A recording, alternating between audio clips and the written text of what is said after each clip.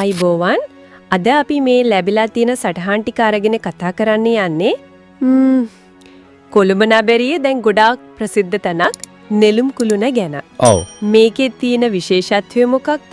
මොන වගේ කාර්යයන්ද මේකෙන් වෙන්නේ කියලා එහෙම ටිකක් හොයලා බලමු නේද? හොඳයි. මුලින්ම ගත්තොත් අර පේනුම නෙළුම් මලක හැඩයට හදලා තියෙන කියලා සටහන් වල තියෙනවා. ඔව් ඒක තමයි මූලිකම ආభాෂය.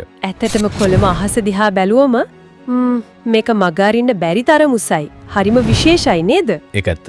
හැබැයි ඉතින් ඒ ලස්සන විතරක් නෙමෙයි මේ සටහන් වල කියන විදිහට මේක බහුවිධ කාර්යයන් කරන තැනක්. එහෙමද?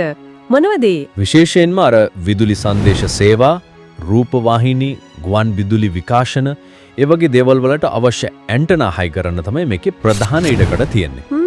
ඒ කියන්නේ නිකම්ම සංකේතයක් විතරක් නෙමෙයි රටේ තාක්ෂණික දියුණුවටත් කෙලින්ම සම්බන්ධයිලා කි. හරියටම හරි. ඒක ලංකාවේ sannivedana පද්ධතියට ලොකු දෙයක්. හැබැයි මම දැක්ක අර නරම්බන්නන්ටත් එමෙ විශේෂ දේවල් තීවා කියලාත් සඳහන් වෙනව නේද? අර උඩ තට්ටුවල එහෙම. ඔව් ඔව්. නිරීක්ෂණ මැදිරි තියෙනවා කුළුණේ ඉහළ කොටසේ. එතන ඉඳන් බැලුවම කොළඹ නගරය, මුහුදු තීරය, අවට ප්‍රදේශය හැම හරිම ලස්සනට පුලුල්ව පේනවා. එහෙමද? සමහර සටහන් වල කියනවා හොඳද අහස පැහැදිලි දවසක නම් කිලෝමීටර් ගාණක් දුර පේනවා කියලාත්. ඉතින් ඒක සංචාරකයන් ගෙන්න ගන්න හොඳ ක්‍රමයක් වෙලා. ඒ කියන්නේ අර දර්ශනීයත්වය විතරක්ම නෙවෙයි තව දේවලුත් තියෙනවා වගේ මම දැක්ක වාණිජ කටයුතු විනෝදයට තැන්ගෙම ගැනත් පොඩි සඳහනක් තිබුණා. ඔව් ඇත්තෙන්ම මේක නිකම්ම කුළුණක් විතරක් නෙමෙයි ඒක ඇතුලේ කඩසාප්පු, කෑම කඩ, කියන්නේ භෝජනාගාර, උත්සව ශාලා වගේ ගොඩක් දේවල් සලසුම් කරලා තිනවා. භ්‍රමණය වෙන භෝජනාගාරයක් ගැනත් මම දැක්කා වගේ.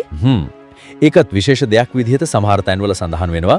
ඉතින් මේ පාසුකම් ඔක්කොම එක්ක මේක නිකම්ම කුළුණක් නෙමෙයි ඒක විදිහේ ආර්ථික මධ්‍යස්ථානයක් වගේ කරන්නත් බලාපොරොත්තුවක් තියෙන බව පේනවා. එතකොට මේ හැමදේම එක හොුනාම අර සටහන් වල කියන කාරණේ නෙළුම් කුළුණ කියන්නේ නූතන ශ්‍රී ලංකාවේ සංකේතයක් කියන එක. ඒකෙන් හරියටම අදහස් වෙන්නේ මොකක්ද? ඒක වැදගත් කාරණයක්. මේ වගේ ලොකු අලුත් තාක්ෂණය පාවිච්චි කරපු නිර්මාණයක් කියන්නේ රටේ තියෙන දියුණුව, අනාගත බලාපොරොත්තු වගේ දේවල් ලෝකෙට පෙන්වන විදියක්.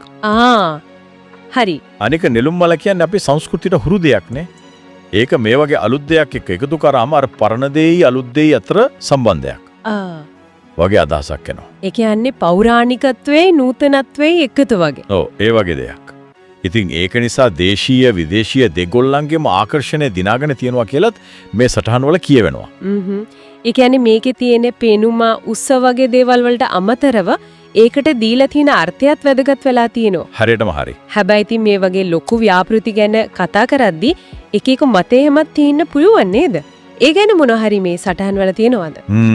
සමහර තැන්වල පොඩියට සඳහන් වෙලා තියෙනවා මේ වගේ විශාල ව්‍යාපෘතියක ආර්ථික පැත්ත ගැන එහෙම සමාජීය කතාබහක් තිබුණා කියලා විතරයි. ඒත් මේ මූලාශ්‍රවල වැඩිපුර අවධානය දීලා තියෙන්නේ මේකේ වැඩ කරන විදිහ, සැලසුම, අර සංකේතාත්මක වටිනාකම ගැන විස්තර කරන්න. අපිත් කතා කරන්නේ ඒක උතුරු ගන්නනේ. හරි. එමනම් අපි මේ කතා කරපු දේවල් ටික එකතු කරලා බැලුවොත් සරලවම කිව්වොත් මේ මූලාශ්‍ර අනුව පේන්නේ නෙළුම් කුළුණ කියන්නේ එක අතකින් රටේ sannivedana කටයුතු වලට උදව් වෙන තාක්ෂණික මධ්‍යස්ථානයක්. ඔව්. අනිත් පැත්තෙන් මිනිස්සුන්ට ඇවිත් බලන්න, විනෝද වෙන්න, බඩු ගන්න එහෙම පුරුවන් කියන්නේ සංචාරක ආකර්ෂණයක් සහ වාණිජ මධ්‍යස්ථානයක්. ඒ හැමදේටම වඩා මේක නූතන ලංකාවේ දියුණුව බලාපොරොත්තුගෙන කියන ප්‍රබල සංකේතයක් කියලාත් කියන්න පුළුවන්. ඇත්තටම හරිම පුළුල් කාරණයක්. එන අන්තිමට පොඩි දෙයක් හිතන්න ඉතුරු කරමු. මේ වගේ හරිම විශාල දැවැන්ත නිර්මාණ ඒවා නිකම්ම ගොඩනැගිලි විතරක්මද? නැත්තම් ඒවා හදපු රටේ ජාතියේ බලාපොරොත්තු, එයාලගේ අනන්‍යතාවය, ලෝකයේ දිහා බලන විදිහ ගැනත් මොන හරි කියනවද? අර භෞතිකව පේන දෙයි ඒකට දෙන අර්ථයයි කොහොමද එකිනෙකට සම්බන්ධ වෙන්නේ කියන එක ඒක ගැන ටිකක් හිතන්න වටිනවා.